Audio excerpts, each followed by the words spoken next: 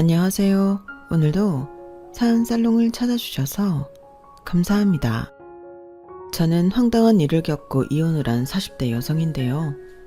시간이 좀 지났지만 그래도 그때 일을 떠올리면 여전히 화가 명치까지 치닫는 터라 이렇게 사연을 신청하게 되었어요. 모든 이혼 사유 중에 좋은 일로 헤어지는 부분은 없겠지만 저의 경우는 참 억울한 일에서 비롯되어 이혼까지 하게 되었는데요. 흔히 요즘 젊은 부부들은 효도는 각자 알아서 한다고 하던데 저는 그 의견에 대찬성입니다. 저도 나이가 아주 많은 편은 아니지만 그런 생각을 하지 못했거든요. 며느리니까 시어머니도 내 어머니라고 생각해 신경을 쓰는 게 도리라고 생각했는데 그게 시간이 가면 갈수록 저한테는 너무 힘들었어요. 뭐 좋은 소리라도 들었으면 모르겠는데 시어머니는 며느리인 제가 당신 아들이 벌어오는 돈을 앉은 자리에서 쉽게 까먹는다고 생각하셨어요.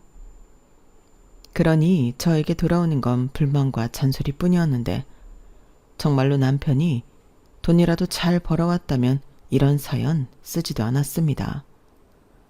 저희 남편은 쥐뿔도 없는 사람이었거든요. 하지만 워낙에 자기 체면을 중시하는 남편기 살려주려고 첫 단추를 잘못 끼웠더니 죽 서서 개주는 꼴이 되었고 평생을 그렇게 살 수는 없었기에 저는 이혼이라는 결정을 할 수밖에 없었어요. 그들에겐 제가 복덩이였는데 그걸 전혀 모르더라고요. 아니 모르는 건 그래도 참아줄 수 있었는데 시어머니는 자기 아들 덕에 제가 호강한다는 생각을 버릴 생각이 없더라고요. 거기에 더 나아가 제가 당신 아들 등에 빨대를 꽂았다고 생각해 저와 저희 엄마에게까지 무례하게 짝이 없게 행동하셨어요. 아, 정말 그건 못 참겠는 거 있죠. 그래서 저는 남편의 체면이고 뭐고 사실을 모두 까발려버릴 수밖에 없었는데요. 저도 제 살 길을 찾아야 했으니까요. 아니, 돈은 제가 다 벌고 실상은 제가 아니라 남편이 제 등에 빨대를 꽂고 지냈는데 남편은 자기 엄마가 대단한 착각을 하고 저를 함부로 대한다는 걸 다 알면서도 자기 체면 때문에 그걸 모른 척하려 했어요. 그런 걸 보니 더는 참을 수 없었죠. 그렇게 모든 사실을 까발려 놓으니 부부 사이는 물론이고 저의 결혼은 결국 파국으로 치닫을 수밖에 없었는데 지금부터 그 이야기를 시작해 볼까 합니다. 우선 제 이야기를 간략히 해보자면 저희 엄마는 제가 어릴 때 이혼하셨어요. 그리고 홀로 보험 일을 하시며 저를 키우셨는데 경제적으로는 많이 어려운 생활을 했죠. 엄마가 지금도 보험 일을 하고 계시지만 그때는 보험 일이라는 게 결코 큰 돈을 버는 일이 아니었거든요. 게다가 저는 환경 때문인지 원래 기질이 그런지 또래보다 금방 철이 들었는데 어린 마음에 인간이 살면서 돈이 정말 중요하다는 생각을 많이 했어요. 돈이 있으면 엄마가 남들한테 아쉬운 소리도 하지 않아도 되고 저 역시 하고 싶은 것, 갖고 싶은 것들을 고민 없이 살 수 있을 것만 같았는데 그래서 저는 일찍이 대학이 아닌 사회인이 되어 빨리 돈을 벌고 싶었죠. 그래서 학교 다니면서 다른 친구들은 자신의 진로 고민을 할 때 저는 뭘 해야 돈을 많이 벌 수 있을까 그 고민을 했어요. 그리고 고민에 고민을 거듭한 결과 저는 제가 좋아하는 일로 돈을 많이 벌고 싶다는 꿈을 꾸게 되었는데요. 그렇게 나는 뭘 좋아하나 내 자신을 들여다보니 저는 어릴 때부터 옷도 좋아하고 꾸미는 것도 좋아하는 여자아이였어요. 그래서 20살부터 주로 옷가게에서 일을 하게 되었죠. 나중에 나도 이런 가게를 차려 사장님이 될 거라는 생각에 뭐 하나 허투루 넘기지 않았죠. 사장님들은 그런 저를 야무지다 일머리가 있다며 좋아해 주시더라고요. 그러니 제가 뭘 물어보면 친절하게 알려주셨고 그렇게 남의 가게 일을 하며 저는 많은 공부를 할 수 있었어요. 게다가 마지막에 일을 했던 가게 사장님은 제가 옷가게 일을 하고 싶어 한다는 걸 아시고 저를 데리고 도매상가를 돌기도 하셨는데요. 그때마다 감사하게도 사장님은 제 조카예요. 나중에 자기 가게 차린다고 이렇게 열심히 저를 쫓아다니네요. 사장님, 다음에 제 조카가 혼자 오더라도 잘해주셔야 해요. 제가 제 딸만큼 아끼는 족하거든요. 너 빨리 정중하게 인사드려. 여기 바닥은 다 여기 있는 사장님 손바닥이거든. 너 이모 얼굴 똥칠하지 말고 잘해라. 사장님, 다음엔 제가 저 말고 우리 조카만 보낼 테니까 잘 부탁드려요. 오늘 보니까 머리가 너무 예쁘게 잘 말렸다. 이렇게 저를 자연스럽게 도매 사장님들에게 소개해 주셨는데 저는 그 덕을 엄청 크게 봤어요. 지금까지도 도매 사장님들은 저를 사장님의 친조카를 알고 계신데 그때 사장님이 인맥을 소개해 주지 않았다면 제가 하나하나 그 텃세를 뚫고 자리 잡기까지 힘들었을 거라 생각합니다. 그래서 지금까지도 저는 사장님과의 인연을 소중하게 여기며 명절이나 스승의 날 같은 때 선물도 하고 식사 대접도 하고 있는데요. 사장님은 그때 제가 당신 젊었을 때 모습 같아서 도와주고 싶었다고 하셨어요. 그러고 보니 제가 일하는 데 있어 인복은 좋은 편이었어요. 그렇게 매일을 열심히 치열하게 살다 보니 저는 30대가 되기 전에 제 가게를 가질 수 있게 되었어요. 솔직히 목이 아주 좋고 평수가 있는 곳은 아니었지만 그 돈을 모으기까지 속된 말로 먹을 것 안 먹고 입을 것 안 입고 돈을 모았어요. 남들 눈에 제가 궁상맞게 보였을지도 모르겠지만 저에겐 꿈과 목표가 있었기에 그 시간이 힘들지 않았어요. 오히려 하루하루 제가 바라는 꿈에 가까워지고 있다 생각해 늘 신이 났었는데요. 그렇게 마련한 제 가게이다 보니 저는 너무 행복했어요. 남들이 볼 때는 코딱지만한 보세 옷가게일지 모르지만 저에겐 전부였고 천국이었죠. 거기에 쇼핑몰이라고 하기엔 조금 민망하고 온라인 스토어를 통해 인터넷 판매도 하기 시작했는데 저는 그간의 경험을 살려 질 좋은 옷을 합리적인 가격에 팔고 싶었죠. 사실 이 일을 하다 보니 세상엔 다 팔지도 못하고 폐기하는 옷이 엄청 많더라고요. 유행도 너무 잘 타고 또 한 철 입고 끝이라는 나쁜 말로 싸구려 옷들도 대충 만드는 곳도 많았는데 저는 그런 옷을 팔고 싶지 않았어요. 이미 다른 곳에서 그런 옷들을 많이 팔고 있었으니 저는 좀 차별화를 두고 싶었죠. 디자인만 어필해 비싸게 옷을 팔아봤자 질이 떨어지면 그 옷도 낭비고 그 옷을 사간 고객도 다른 옷을 재구매하러 오지 않을 거라 생각했어요. 저는 어쩌면 시간이 많이 걸릴지 몰라도 저희 가게의 진가를 알아봐주는 단골이 많은 가게로 성장시키고 싶었어요. 그래서 오프라인에만 매달릴 수 없다는 생각을 개업 초창기 때부터 했는데 그렇게 6, 7년 정도 꾸준히 노력하니 서서히 저의 바람은 현실이 되었어요. 거기에 저도 블로그 및 라이브 쇼핑 같은 미디어 홍보를 꾸준히 하려 노력했는데 일부러 제 가게를 찾아와 주는 손님도 많으셨죠. 그렇게 장사를 하다 보니 온오프라인 순수익이 어지간한 대기업 다니는 사람 연봉만큼은 거뜬히 가져갈 수 있게 되었는데요. 그때가 돈 버는 재미도 있고 더 가게를 발전시키고 싶은 마음에 누굴 만날 생각은 아예 하지도 못했답니다. 그러다 어느 정도 가게가 운영 시스템이 안정화되면서 비로소 여유라는 게 생겼는데요. 제 여유는 통장의 잔고와 같더라고요. 통장에 어느 정도 돈이 쌓이니 이젠 좀 나도 새 삶을 돌아봐도 되지 않을까 그런 생각을 하게 되더라고요. 그리고 남편도 그런 시점에서 만나게 되었는데요. 남편은 당시 친하게 지내던 친구의 아는 오빠였어요. 성민 오빠. 오빠가 백화점은 웬일이야? 여자친구 선물 사려고 왔어? 여자친구는 무슨. 너 또 사치 부리려고 백화점 왔냐? 뭐래. 내가 무슨 사치를 부린다고. 딱 보면 몰라? 친구 만나러 왔잖아. 농담이지. 왜 이렇게 발끈해. 너도 나 솔로인 거 알면서 장난쳤잖아. 오빠가 설마 너를 정말 그렇게 생각하겠냐? 오빠 그런 사람 아니거든. 몰라. 그냥 반가워서 장난 좀 친 건데 친구 앞에서 사람 민망하게. 미안. 오빠가 그건 생각이 짧았다. 안녕하세요. 저 민주 아는 오빠인데요. 제가 장난친 거지 민주 그런 애 아니에요.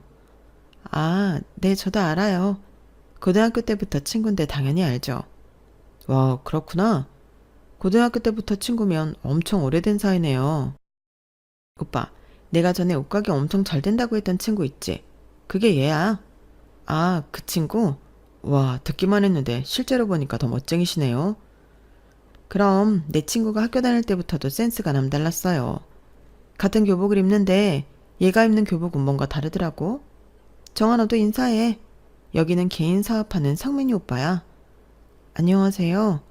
네, 이렇게 만나게 돼서 반갑습니다. 근데 진주 오빠는 왜 혼자 백화점에 왔어? 선물? 어, 다음 주가 엄마 생신이신데 도통 뭘 사야 할지 모르겠네. 옷을 좀 사드리고 싶은데 내 눈에는 다 똑같아 보인다. 엄마가 다음 달에 친구들이랑 여행 가시거든. 그때 입을 옷이 없다고 해서 무작정 백화점에 오긴 했는데 도통 모르겠어. 정말? 정아야, 그럼 네가 오빠 좀 도와줘. 아무래도 옷가게 사장님이 보는 눈이 더 좋겠지? 어? 내가? 그럼 저는 너무 고맙죠. 초면이지만 제가 부탁 좀 드려도 될까요? 대신 맛있는 거 사드릴게요. 와, 정말? 비싼 거 먹어도 돼? 민주 너 말고 정아 씨 사드린다고. 치, 정아 내 친구거든? 내 친구 아니었으면 오빠가 정아한테 어떻게 그런 부탁을 해. 그러지 말고 나도 껴줘. 정아야, 너 실력 발휘 좀 제대로 해봐. 우리 오늘 진짜 맛있는 거 얻어먹자. 저 오빠 능력 있어. 그래도 백화점에 직원이 얼마나 많은데 내가 도움이 될까? 직원이랑 정아 씨는 다르죠. 그러지 말고 부탁 좀 드릴게요. 저희 엄마가 옷 보는 눈이 좀 깐깐하시거든요. 디자인도 보고 옷감 질도 보고 브랜드도 보는데 제가 아는 게 없어서요. 아, 그러시구나. 어머님이 멋쟁이신가 봐요. 좀 그런 편이시죠. 그래서 선물해드리고 욕먹은 날도 많아요. 좋은 아드님이세요. 그래도 꾸준히 선물을 해드리는 걸 보면. 그럼 제가 도움이 될지는 모르겠지만 한번 같이 봐드릴까요? 저는 그날 본인은 아니었지만 우연히 만난 남편을 위해 미래의 제 시어머니가 되실 분인 줄도 모르고 정성스럽게 옷을 골랐어요. 그리고 상의 하의 모자까지 해서 160만 원 정도 나왔는데 남편은 그 액수를 보면서 비싸네 어쩌네 말도 하지 않고 시원시원하게 쓰더군요. 솔직히 남자들 여자 옷값이 그렇게 비싼 건 좋아하지 않는다고 생각했는데 남편의 그런 모습은 저에게 좀 신선했어요. 오히려 저와 제 친구에게 보다가 마음에 드는 거 있으면 말해. 내가 많이는 못 사줘도 하나씩은 사줄게. 라고까지 했는데 친구는 좋아서 자기 옷을 고르기 바쁘더라고요. 하지만 저는 이게 업이기도 하고 처음 본 남자한테 그런 호의는 받고 싶지 않아 거절했는데요. 그게 저는 우리의 처음이자 마지막이라고 생각했어요. 지금도 그때를 떠올리면 당시 제가 남편에게 이성적인 호기심이나 호감은 별로 없었던 것 같은데 친구는 연신 자기 아는 오빠가 돈도 잘 벌고 주변 사람들도 잘 챙긴다고 입에 침이 마르도록 칭찬을 하기 바빴어요. 그렇게 저는 처음 본 제 미래의 남편과 프렌치 레스토랑에서 비싼 밥도 얻어먹고 와인 탓인지 기분이 한층 들떠서 집에 돌아왔죠. 그때 당시는 모르겠더니 헤어진 이후 그 남자가 사람이 괜찮았다, 멋있었다, 그런 생각을 하게 되었어요. 그리고 그런 일이 있고 정확히 일주일 뒤에 남편이 제 가게에 찾아왔는데요. 그때는 경황이 없어 깜짝 놀랐어요. 하필이면 그때가 택배 보내는 날이라서 아침부터 일이 많아 정신이 없는 날이었는데 그래서 제 꼬라지가 말이 아니었거든요. 아침 일찍 가게에 나온 터라 세수만 겨우 하고 옷도 편한 옷에 머리도 상투트로 올리듯 바짝 올려 묶었는데 그런 모습으로 남편과 재회를 하다니 쥐구멍이 있으면 숨고 싶은 심정이었어요. 하지만 남편은 일하는 제 모습이 멋지다고 저를 칭찬해 주었고 가게 위치를 그때 백화점에서 봤던 친구에게 들었다고 했는데요. 남편은 헤어지고 나서 제 생각이 많이 났다며 갑자기 저에게 남자친구가 있느냐고 물어봤어요. 그러고는 얼굴이 금방이라도 터질 것 같이 새빨개졌는데 자기도 염치 없지만 용기를 내서 찾아왔다고 수줍게 말하더라고요. 지금 생각해보면 참 멋대가리도 없는 대씨였는데 저는 남편의 수줍어하는 모습에 귀엽다고 생각했어요. 그리고 그날 시키지도 않았는데 택배 보내는 일부터 가게 일을 도맡아 처리했고 그날 이후 남편의 꾸준한 애정 공세가 시작되었는데요. 가랑비에 옷이 젖는다고 간식 사다 주고 힘든 일 있으면 슈퍼맨처럼 나타나 뚝딱 처리해주는 등 저는 점점 남편에게 빠지게 되었어요. 그리고 그때 만난 친구의 말처럼 남편은 능력도 있어 보였는데요. 같이 다니면 제가 돈이 없는 것도 아닌데 제 돈은 일절 쓰지 못하게 하더라고요. 어허, 오빠랑 있을 때는 지갑 꺼낼 생각도 하지 마. 내가 설마 여자친구 만나면서 돈 쓰게 할까? 라고 했는데 그 모습이 저는 자신감이 있어 보이고 좋았어요. 남자가 없어서 궁상 떠는 것보다 그게 설령 다른 사람 눈에는 허풍이나 허세처럼 보일지라도 저는 돈을 쓸 때는 시원하게 쓰는 게 더 멋있다고 생각했거든요. 그리고 연애하면서 이야기를 자주 나누다 보니 남자친구는 이남 중 차남으로 위로 형이 있다고 했어요. 형보다 자기 어머니에 대한 효심이 지극하더라고요. 저도 홀어머니 밑에서 자랐고 남편 역시 아버지가 병으로 돌아가셔서 홀어머니 밑에서 자랐는데 그래서일까요? 저희 두 사람은 자기 엄마에 대한 생각이나 마음이 비슷해서 대화가 잘 통했어요.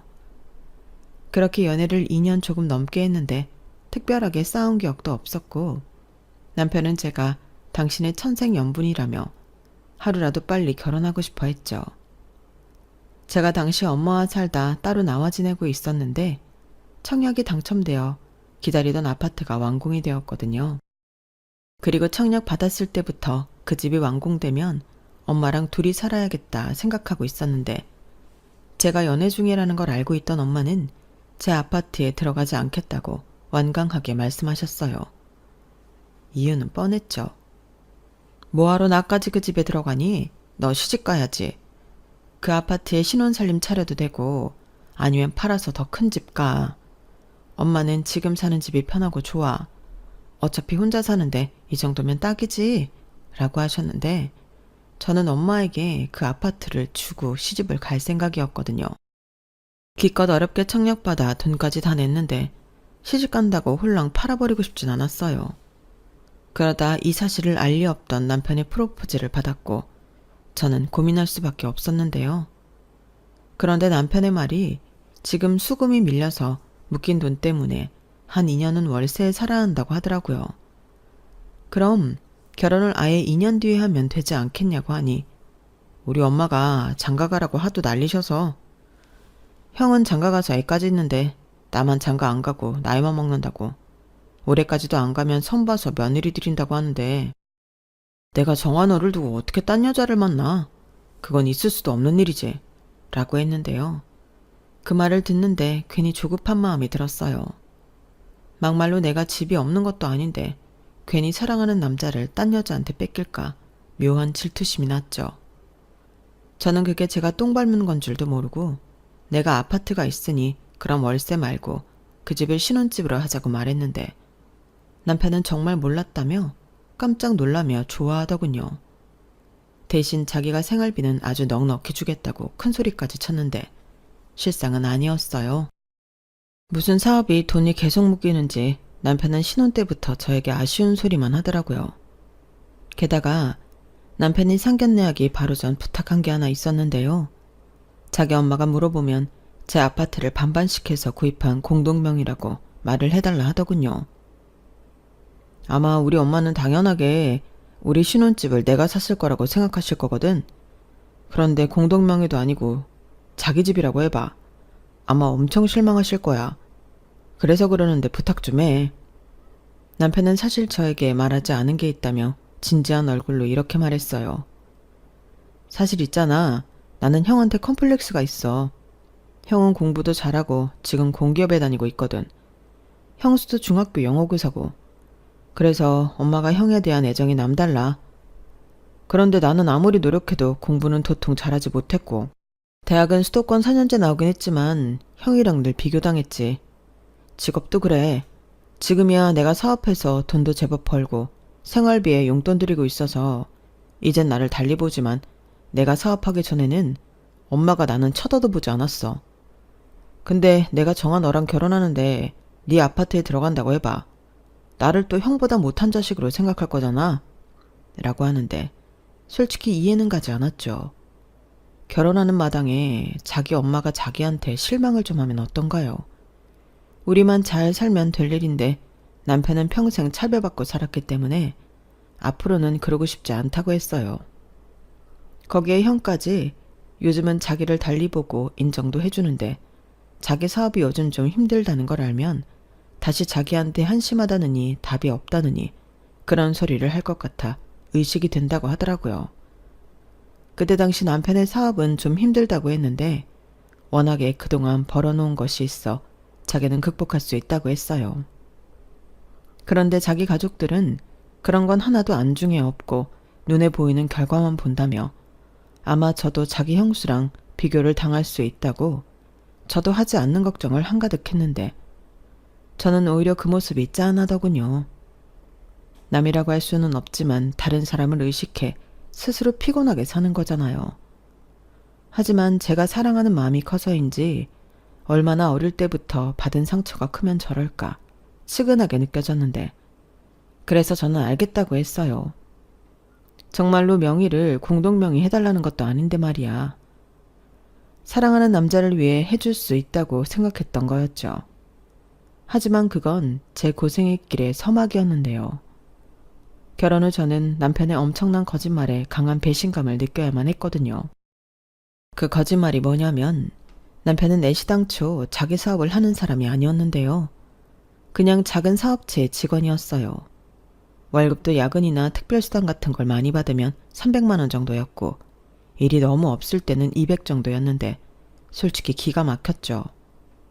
남편은 알고 보니 평균적으로 한 달에 250만 원에서 왔다 갔다 하는 돈을 벌고 있었어요.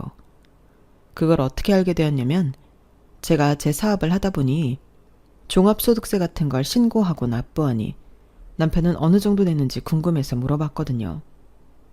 게다가 이젠 여자친구가 아닌 제 와이프인데 남편 회사가 어디 있는지는 알아야 하지 않겠어요. 그래서 결혼 후 이것저것 물으니 남편은 하는 수 없다는 듯 사실은 털어놓더라고요. 게다가 자기 엄마한테 매달 100만 원씩 생활비를 드리고 있었는데 그 쥐꼬리만한 월급에서 100만 원을 따박따박 붙여드리고 있다고 했어요. 우리 엄마가 달리 소득이 없으니까 나는 형이랑 100만 원씩 생활비 드리고 있어. 라고 하는데 황당 그 자체였어요. 아주버님이야 돈을 제법 버니 100만 원씩 척척 낼 수 있겠지만 저희 남편은 완전히 황새 쫓아가려다가 뱁새 다리 찢어지는 꼴이었어요. 하지만 그놈의 가오가 뭔지 남편은 그럼에도 불구하고 꾸역꾸역 자기 엄마와 형에게 돈 잘 버는 사업과 코스프레를 하고 싶어 했는데요. 그래놓고 저한테까지 속이며 생활비까지는 가져다 줄 수 없으니 이실직고 하는 거였어요. 그러면서 또 한다는 말이 제가 자기가 사업사 하는 사람이 아니라고 하면 결혼 안 해줄 것 같아 거짓말을 했다고 했는데 저는 완전히 뒤통수를 3개 얻어맞은 기분이었어요. 정아야, 거짓말해서 미안해. 근데 나도 중간에서 마음고생 많이 했어. 사실 나 사업하다 여러 번 망했었고 사업보다는 안정적인 월급쟁이가 낫다고 생각해서 지금 일에 만족하기도 하는데 자기 친구 있잖아, 민주. 민주는 내가 사업할 때부터 알던 동생이라 갑자기 나 사업 망해서 지금은 남 밑에서 일한다고 할 수가 없었어. 그래서 말 못한 거야. 그래도 그렇지. 그럼 적어도 우리 결혼하기 전에는 사실을 말했어야 하지 않아? 지금 얼마나 많은 사람을 속이고 있는 건데 내가 무슨 자기 돈 보고 결혼했어? 사실대로 말했어야지. 그건 그런데 나는 자기한테 잘난 남자이고 싶었단 말이야. 그래서 다시 사업을 해야 하나 고민까지 했는데 사업도 돈이 있어야 하지. 뭐라고? 나한테 잘 보이고 싶어서 사업을 한다고? 사업이 무슨 애들 장난이야? 누가 그렇대. 나도 여러 번 망해봐서 사업 어려운 거 알아. 그래서 더 자기가 대단하다고 생각한다고. 나는 그것 말고는 정아 너 속인 거 하나도 없어. 내가 앞으로 열심히 일해서 돈 많이 벌면 되잖아. 어? 거짓말한 건 진짜 미안해. 한 번만 봐주라. 그러니까 누가 돈 때문에 그러냐고. 난 끝까지 자기가 날 속인 게 너무 화가 나는 거야. 정아 널 너무 사랑해서 그랬다니까. 놓치기 싫어서 그랬어. 내가 별 볼 일 없는 남자였어 봐. 네가 날 과연 좋아했을까? 그야. 저는 남편의 풀 죽은 모습에 머릿속이 복잡했어요. 맹세코 저는 남편의 돈 때문에 남편을 사랑한 건 아니었는데 남편이 저렇게 확고하게 말을 하니 또 제 마음속의 한 구석은 그런 마음이 있지 않았을까 선뜻 아니라고 확답을 하지 못하겠더라고요. 그래서 지금 아니면 다음은 없다. 거짓말한 거 있으면 지금 당장 모두 이야기하라고 했는데 남편은 자기 엄마를 걸고 그런 게 없다고 믿어달라고 하더군요. 하지만 다른 건 다 떠나 월급이 250 수준이라는 게 마음에 걸렸는데요. 그중에 100만 원은 시어머니 드리고 150만 원 남은 거에서 자기 쓰는 카드값 교통비 100만 원 쓰면 저에게 가져다 주는 돈은 50만 원에 불과했어요. 그것도 말이 50만 원이지 카드값이 오버하면 받지도 못하는 돈이었는데요. 그러니 생활비는 제 돈으로 쓰게 되었죠. 한 1년 정도 지나니 남편은 아예 저한테 따로 돈을 주지도 않았는데 자기 집에 가서는 시어머니나 아주버님 내외에겐 여전히 돈을 잘 버는 사업가 코스프레를 하려 했어요. 당연히 저는 그게 너무 싫었죠. 그래서 초반에는 부부싸움도 엄청 했는데요. 남편은 자기 체면을 생각해 그 정도는 맞장구 쳐줄 수 있는 거 아니냐고 뻔뻔한 모습을 보였어요. 사실상 그때부터 부부 사이는 금이 가고 있던 거였는데 결혼은 연애랑 다르니 헤어짐을 결정하는 건 쉽지 않았죠. 다만 그때까지는 남편이 저에게 직접적인 이혼 사유가 될 만한 행동을 하지 않는다는 것도 한몫했는데요. 남편은 허세를 부리기를 좋아하고 돈을 잘 벌지 못한다는 것만 빼면 데리고 사는 데는 문제가 없었어요. 집안일도 알아서 척척하고 술 문제, 여자 문제, 주식이나 도박 같은 것도 하지 않았는데 제가 가게 일이 바쁘고 힘든 날이면 그것까지 와서 기꺼이 했거든요. 그러니까 시댁과 연관되어 있지 않으면 굳이 제 앞에서 허세를 떨지 않았으니 그럭저럭 괜찮은 남편이었는데 저희 친정엄마는 남편이 저와 당신에게 잘하니 그것만으로 당신 사위를 엄청 챙기고 좋아하셨죠. 엄마는 아빠한테 그런 대접을 받아본 적이 없다며 딸인 저라도 다정한 남자를 만나 다행이라고 하셨거든요. 게다가 허세 떠는 걸 좋아하는 남자는 저희 엄마한테도 참 잘했는데요. 친정엄마를 모시고 식사를 할 때면 알아서 비싼 식당을 예약해 그 돈을 자기가 내곤 했어요. 거기에 남편은 장모 선물도 빼먹지 않고 자기 돈으로 사왔는데 그러니 저희 엄마는 당신 사위를 좋아할 수밖에 없었죠. 그리고 그렇게 사위 잘 둬서 좋다고 하는 엄마를 보고 저 역시 참고 산 건 또 있었는데요. 하지만 남편이 그렇게 저희 엄마한테 점수를 따는 동안 시어머니는 며느리인 저한테 사사건건 시비를 걸지 못해 안달이셨어요. 한 번은 제 가게에 놀러를 오셔서는 가게라고 코딱지만 한데 너 여기서 돈은 벌긴 하니? 라며 얼굴 가득 인상을 찌푸리셨는데 저는 그게 은근 자존심이 상했죠. 그래서 어머니, 저 여기서 꽤 벌어요 라고 했는데요. 시어머니는 족제비 눈을 하고는 벌긴 뭘 벌어? 옷 가격도 그래. 이렇게 싸게 팔아서 얼마를 남기니? 우리 아들만 고생하겠네. 라며 제 말을 믿지 않으셨어요. 허세에 거짓말을 하고 있는 건 당신 아들인데 제가 돈도 못 벌면서 자기 앞에서 큰 소리 친다고 생각하시는 눈치였다니까요. 그리고 시어머니는 당신 아들이 돈을 잘 버니 제가 당신 아들 돈으로 돈 많은 사모님 놀이를 하고 있다 생각하셨는데 그런 생각을 하게 된 계기가 딱 한 번 있었어요. 그건 바로 제 위 형님 때문이었는데요. 저희 형님은 직업이 교사이긴 하나 명품도 좋아하고 사치가 좀 있는 편이셨어요. 저도 뭐 직업도 그렇고 마음에 드는 건 가격을 생각하지 않고 명품이든 보세든 사는 편이었는데 아무래도 옷 코디 사진을 찍을 때 가방이나 신발 같은 건 좀 좋은 걸로 매치해야 옷도 살아나거든요. 그래서 저도 명품 가방은 꽤 있는 편이었죠. 그날은 아주버님 생신으로 시댁에서 가족들끼리 밥을 먹기로 한 날이었는데 아무 생각 없이 샤넬 가방 하나를 메고 가게 된 게 화근이었어요. 평소에 그 가방을 갖고 싶었다는 형님이 오지랖을 떨기 시작했거든요. 어머 동서, 이 가방 산 거야? 나는 너무 비싸서 가서 구경만 하고 못 사는데 동서는 간도 크다. 어떻게 이걸 살 생각을 다 했어? 이거 내 월급 2달치는 줘야 하던데. 서방님이 진짜 동서한테 잘해주나 보다. 이런 가방도 사주고. 부럽다. 라고 했는데 그 가방은 순수하게 제 돈으로 산 거라 황당했죠. 그런데 남편은 저한테 아무 말 하지 말라는 듯 눈짓 손짓 난리도 아니었고, 형님은 제가 아무 말도 하지 않으니 시어머니한테 제 가방을 가져가 이야기하기 시작했어요. 그러자 시어머니가 도끼 눈을 뜨고 저에게 다가와 심한 말을 퍼붓기 시작했는데요. 지금 생각해도 억울하고 분하기만 한데 제가 왜 제 돈으로 산 가방을 가지고 혼나야 하죠? 이 가방이 그렇게 비싼 거니? 아, 너는 생각이 있어 없어? 코딱지만한 가게에서 맨날 손님도 없이 파리만 날리던데 네가 무슨 이런 비싼 가방이 필요하냐? 어머니, 오해세요. 그 가방 제가 벌어서 제가 산 거예요. 뭐? 지금 그 말을 나더러 믿으라는 거냐? 동서, 왜 그래? 아까는 아무 말 안 했잖아. 그야 좀 전에는 형님이 제 가방 가지고 어머니한테 일러 바칠지 몰라서 그랬죠. 애도 아니고. 뭐? 동서, 지금 말 다 했어? 나는 그냥 가방이 예쁘니까 어머니도 한번 보시라고 한 것뿐이지. 저더러 그 말을 믿으라고요? 그리고 그 가방 진짜 제 돈으로 산 거 맞아요.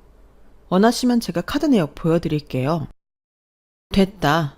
네가 긁고 그 돈을 우리 아들이 갚아줬겠지. 너는 고졸이라 그런지 그런 말을 해도 뭐 그렇게 허술하니? 이래서 내가 고졸 며느리는 보고 싶지 않았던 거야. 뭐라고요? 엄마, 그만해. 갑자기 여기서 학벌 얘기가 왜 나와? 우리 정아, 집 평점 때문에 대학 못 간 거지. 공부 못해서 그런 거 아니거든? 그리고 그 가방도 우리 정아가 산 거 맞아. 형수, 뭘 그런 거 가지고 일을 크게 만들어요. 누가 사면 어때요? 아니, 도련님. 야, 너 지금 네 형수한테 뭐라고 하냐? 나도 뭐라고 하나는?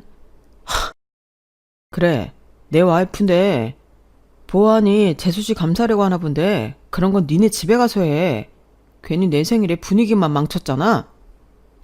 저는 아주버님의 말에 속에서 천불이 끓었어요. 이 분위기를 처음 망치기 시작한 게 당신 부인인데 왜 저를 원망하는 건지 입맛도 떨어지고 시댁에 있고 싶지 않더라고요. 그러자 제 눈치를 보던 남편이 오늘은 날이 아닌 것 같다며 우리 먼저 일어나자고 했는데, 시어머니는 저 때문에 당신 막내 아들이 그러는 거라며 제 뒤통수에 대고 불만을 이야기하셨지만, 남편은 자기가 알아서 수습하겠다고 저를 데리고 시댁을 나왔어요. 그러면서 한다는 말이 미안하다는 말이 아니고 다음부터는 명품 가방 가지고 시댁에 가지 말라는 소리였는데 그냥 시댁 자체를 가고 싶지 않았죠. 그래서 저는 앞으로는 명절만 시댁에 가겠다고 했는데 남편은 한숨만 쉬었어요. 제가 꼬라지가 났다는 거였죠. 하지만 그게 꼬라지든 저는 남편의 거짓 코스프레 하는 것도 싫고 그걸 믿고 저한테 함부로 하는 그 집 식구들도 싫어. 시댁에는 발길을 끈다시피 했는데 시어머니 역시도 저보다는 당신 아들이 편하니 저한테 전화는 잘 하지 않으셨어요. 그리고 남편이 중간에서 자기 혼자 왔다 갔다 하면서 알아서 잘하고 있는 것 같아 더 신경 쓰고 싶지도 않았는데요. 그러던 중 제가 결혼하고 3년 차에 접어들었는데 친정엄마가 유방암 2기라고 진단을 받았다고 연락을 하셨어요. 빠르면 빠를수록 좋다며 당장 수술을 하자고 했다는데 엄마도 암일 줄은 몰랐다며 많이 놀란 눈치더라고요. 그래서 저도 속은 달달달 떨렸어도 겉으로는 침착하게 엄마의 병원 일정을 모두 맞춰드렸는데 다행히 수술은 잘 끝나 항암까지는 하지 않아도 된다고 하셨어요. 정말 다행이었죠. 거기에 엄마는 당신 보험이 있다며 저더러 계산할 필요 없다고 하셨는데요. 저는 자식된 도리를 하고 싶어 제가 수술비와 병원비를 모두 결제했어요. 그러면서 보험금이 나오면 그건 엄마 가지시라고 했는데 엄마는 펄쩍 뛰며 이렇게 말씀하셨어요. 보험이 있는데 뭐하러? 그러지 말고 엄마가 보험료 나오면 바로 너한테 입금해 줄게. 이렇게 말씀하셨는데 저는 싫다고 했어요. 자식이라고 저 하나인데 그 정도도 못하겠냐고. 내가 하고 싶어 그러니 그냥 받으라고 했는데 그러자 엄마가 마지못해 알겠다고 하셨어요.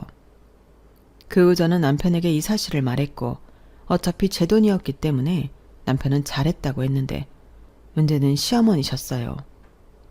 남편한테 저희 엄마가 유방암이라는 걸 듣고는 연락을 하셨더라고요.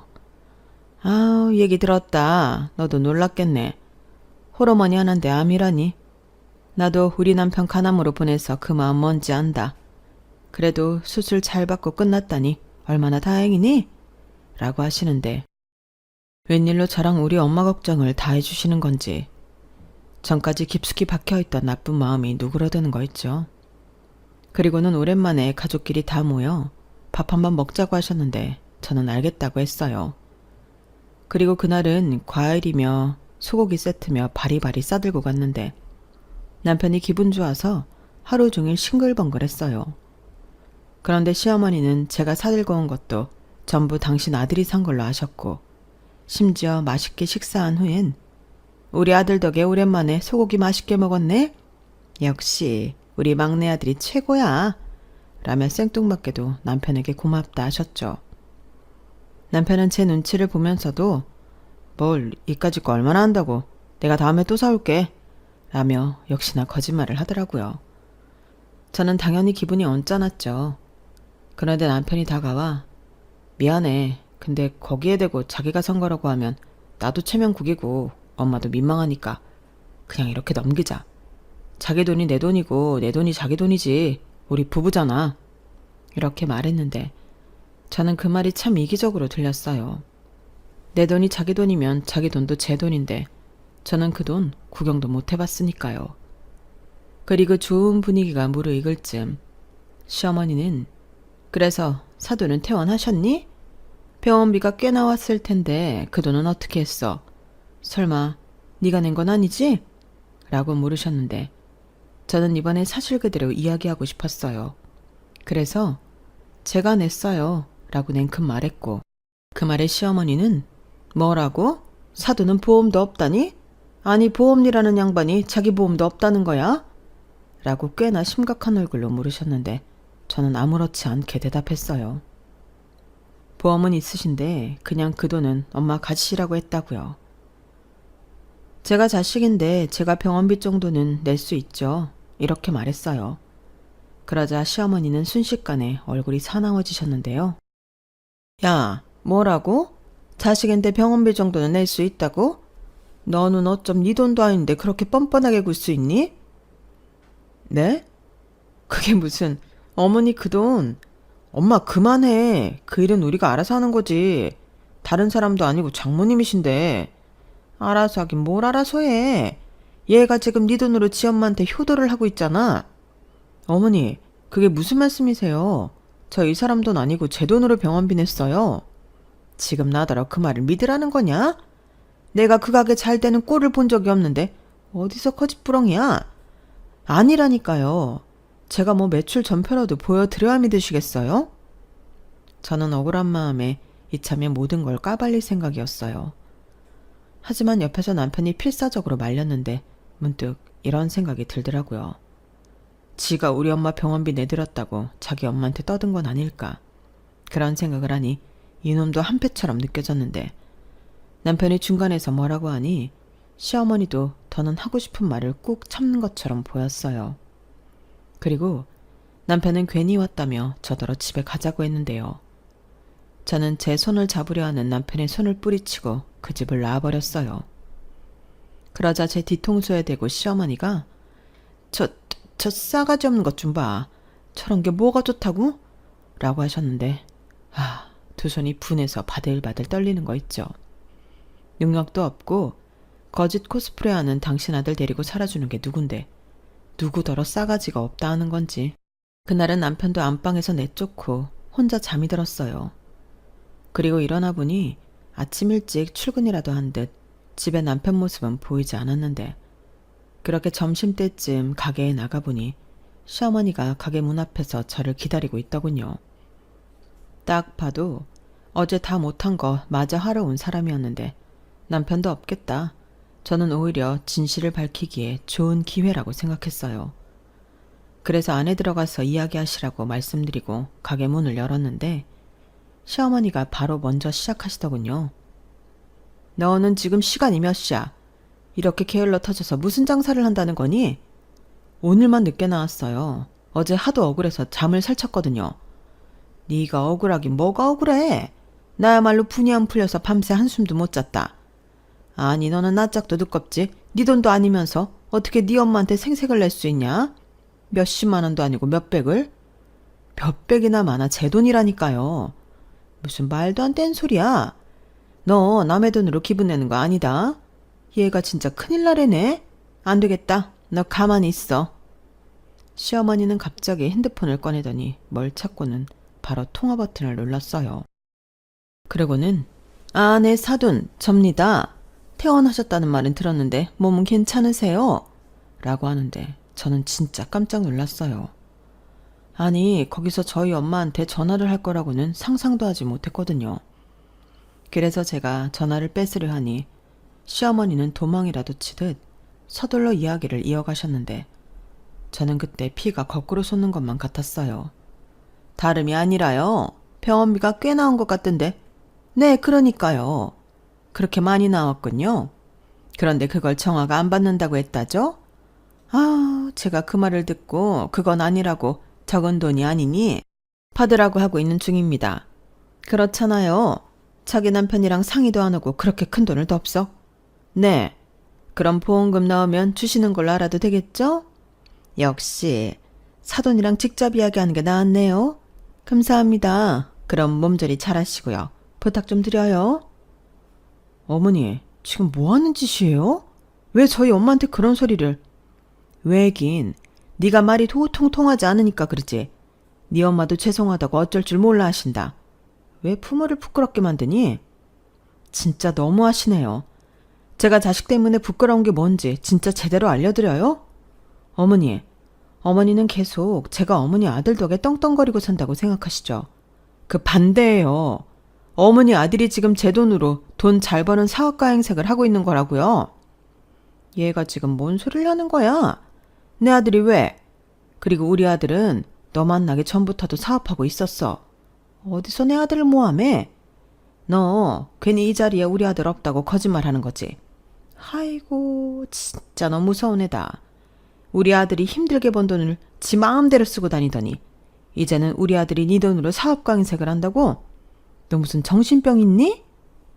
저야말로 묻고 싶네요. 어머님은 왜 제 말은 모두 거짓말이라고 생각하세요? 그리고 하나 더 물어보고 싶은데요. 만약에 저희 엄마가 아니고 어머님이 암이라 병원비 내드렸다면 어머니야말로 그 돈 저희한테 돌려주실 수 있으세요? 뭐라고? 야, 지금 이게 경우가 맞는 소리니? 너는 내 아들 돈으로 네 엄마 병원비를 내고 생색을 내는 거고 나는 우리 아들 돈으로 효도를 받는 건데 지금 이게 같아? 말이야 바른 말이지. 니네 엄마도 진짜 사람 이상하다. 딱 봐도 자기 딸이 돈이 없는데 그 돈을 냉큼 자기 주머니에 넣겠대? 사위는 뭐 땅 파서 돈 주워오니? 척이면 척이지. 사위 되는 거 다 알면서 꿀꺽 하시는 거잖아. 사위가 그렇게 만만해? 저는 도저히 말이 통하지 않는 시어머니에게 질릴 대로 질렸어요.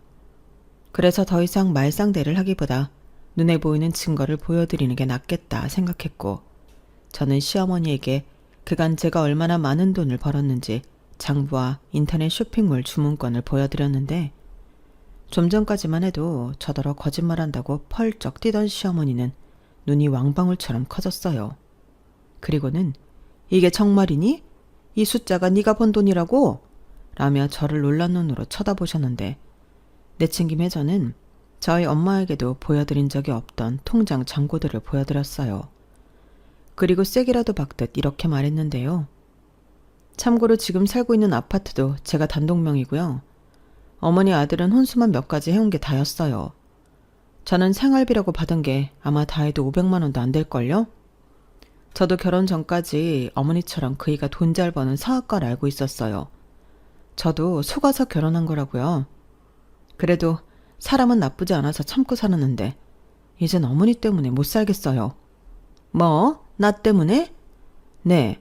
능력 없는 남자 데리고 사는 것도 쉽지 않은데 시댁에서 거짓말쟁이 취급이나 받고 제 돈인데 남의 돈을 생색낸다는 소리나 듣고 있으니 제가 어떻게 이 망할 결혼 생활을 지속하겠어요. 저는 남편이랑 헤어져도 사는데 지장 없어요. 아, 어머니 아들 한 달에 얼마 버는지 아세요? 250만 원이요. 그것도 지난달에는 아마 200만 원도 못 벌었을걸요? 그런데 그 중에 어머니 100만 원 드리고 자기 생활비 카드값 마이너스 아니면 다행이겠네요. 가끔 힘들면 마이너스 통장 쓰는 것 같던데, 그러니 당연히 모아둔 돈도 없을 거고 생활비는 그나마 제가 다 대고 있으니 다행이라고 생각하고 있겠죠.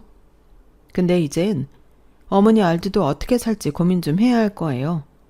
어머님이랑 같이 살던지 아니면 어머니 드리는 생활비를 줄이던지 뭔 수를 내야겠죠. 뭐야? 너 지금 쇼하는 거지? 우리 아들이 그럴 리가 없어. 우리 아들이 고작 그런 푼돈을 번다고? 궁금하시면 어머님이 어머니 아들 통장 보여달라고 하세요.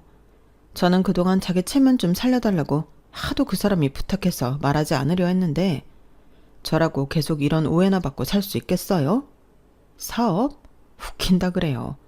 어디 이름도 없는 조그만 회사 다니면서 자기 분수도 모르고 돈 100만 원씩 따박따박 자기 엄마 생활비를 드린대요. 시어머니는 제 말에 거의 뒤로 넘어가기 직전이었어요. 그리고는 무슨 정신승리라도 하려는 건지 저더러 계속 거짓말을 한다고 하셨는데 아마 그 정도로 믿고 싶지 않은 눈치였어요. 그래서 어머님이 하도 아주버님이랑 비교하고 치사하게 차별하니까 아들이 그렇게 삐딱하게 자란 거예요. 그러니까 이건 어머님이 잘못이라고요. 라고 했는데 시어머니는 더 이상 저더러 거짓말한다고 몰아세울 수 없을 것 같으니 태세를 완전히 전환하셨는데 바로 이렇게 말을 바꾸셨어요. 그래, 네 말이 다 맞다 치자. 그렇다고 이렇게 시어머니를 개무시를 해? 가난한 집구석에 고졸인 주제에 기껏 며느리로 받아줬더니 뭐가 어쩌고 저째? 어머니 잘못이에요? 저는 시어머니의 말에 그저 웃음만 나왔어요. 사람이 자기 혼자 살겠다고 얼굴색을 저렇게 바꿀 수 있다니 어이가 없었거든요. 그래서 어차피 그때는 이혼하기로 마음을 정했기 때문에 그간 고졸 며느리 참고 계시느라 수고가 많으셨네요. 그럼 앞으로는 원하는 새 며느리 얻길 바라고 이제 그만 제 가게에서 나가세요. 더 하실 말씀도 없으시잖아요. 라며 시어머니를 가게 밖으로 내몰았는데 시어머니는 이혼으로 협박하냐고 저더러 나도 너같이 싸가지 없는 며느리 안 보면 땡큐야 라고 하시며 당신빨로 가게를 나가셨는데 아마 나가셔서 바로 남편한테 전화를 한 모양이었어요. 정말 사업하는 게 아니고 직원이냐? 너 꼴랑 200만 원 버냐? 이런 것들을 물어본 것 같았는데요. 저녁에 집에 돌아온 남편의 얼굴엔 근심이 가득하더군요. 그러면서 저한테 실망했다며 다그치기 시작했는데 저더러 너 살려고 자길 팔았냐고 어떻게 그럴 수 있냐고 하는 거 있죠. 그동안 지 살자고 접한 건 생각도 안 하고 저런 말을 하는데 저런 놈 뭐가 좋다고 봐주고 살았나. 저는 제 지난날의 선택을 진심 후회했어요. 그리고 나 살자고 너 판 거 아니고 그게 진실이라 밝혔을 뿐이라고 이혼하자고 미리 준비해간 이혼 서류를 내밀었는데 남편은 절대 이혼 못 해준다고 제 눈앞에서 이혼 서류를 푹푹 찢어버리더군요. 솔직히 예상은 했어요. 남편한테 저는 놓치면 손해인 게 뻔했으니 순순하게 이혼해주지 않을 거라고 생각했거든요. 왜, 나 없이는 못 살 것 같지? 그 돈 벌어서 어떻게 살겠어. 근데 나도 지금처럼은 못 살아. 이혼하기 싫으면 앞으로 자기도 생활비 똑같이 우리가 관리비에 식비 뭐 이것저것 다 하면 300만 원 정도 나오는데 150, 자기 150 이렇게 내자. 뭐? 지금 나더러 생활비를 내라는 거야? 지금까지 아무 말도 하지 않았으면서? 내가 왜 일방적으로 손해보고 살아야 하는데? 자기가 그랬잖아. 거짓말한 거 미안하다고. 대신 돈 많이 벌어오겠다고. 하지 않았어? 근데 나한테 그동안 얼마 가져다 줬니? 아니, 내가 무슨 너처럼 사업을 하는 것도 아닌데 그런 큰 돈이 어딨다고. 왜? 어머니 드릴 돈은 있고 우리 생활비 줄 돈은 없는 거야? 진짜 왜 그러냐. 요즘 가뜩이나 일이 없어서 200만 원도 겨우 받는데. 그래서 나더러 언제까지 혼자 다 감당하라는 건데 생활비 안 주는 것도 이혼 사유에 해당되는 거 몰라? 자기는 잘 벌잖아. 그동안도 아무 소리 하지 않고 다녔으면서. 그래서 앞으로도 아무 소리 하지 말고 다 내라. 이 소리니? 내가 무슨 아들 키워? 됐고, 그럼 성이라도 보여. 이번 달부터 어머니한테 드리는 생활비 나 주라고. 뭐? 우리 엄마 생활비를 너한테 주라고? 왜? 내가 틀린 말 했어? 아주버님이 알아서 하든 어머님이 알아서 하든 하겠지. 나랑 이혼하기 싫다며? 정아야, 이름 부르지 마. 나는 지금 뭐 속이 좋아서 이러고 있는 줄 알아? 싫으면 이혼해. 진짜 너무한다. 네가 다 까발려서 이젠 네가 원하는 대로 됐잖아. 사람이 잔인하게 꼭 이렇게까지 해야 해? 지금 생각해보니까 그동안 내가 바보 천치였어. 내 돈으로 효도하는 거 아니니까 그냥 뒀는데 자기 생색내는 일에만 목매했잖아. 다다음 달 어머니 일본 가실 때도 자기가 경비 내드린다고 했지? 어디 능력 있으면 해보라고. 나한테 손 벌릴 생각 아니었어? 그건 우리 엄마도 친구들 앞에서 체면이 있으니까. 체면 같은 소리 하네. 너도 니네 엄마도 분수에 맞게 살아. 뭐? 너 지금 말 다 했어? 왜? 내가 틀린 말 했어? 어머님이 그러시더라.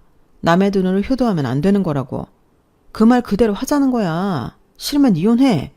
내가 이혼 못해서 이러는 거 아니거든? 잘 생각해 보라고. 나도 소송하게 되면 치사하게 다 받아 챙길 거니까.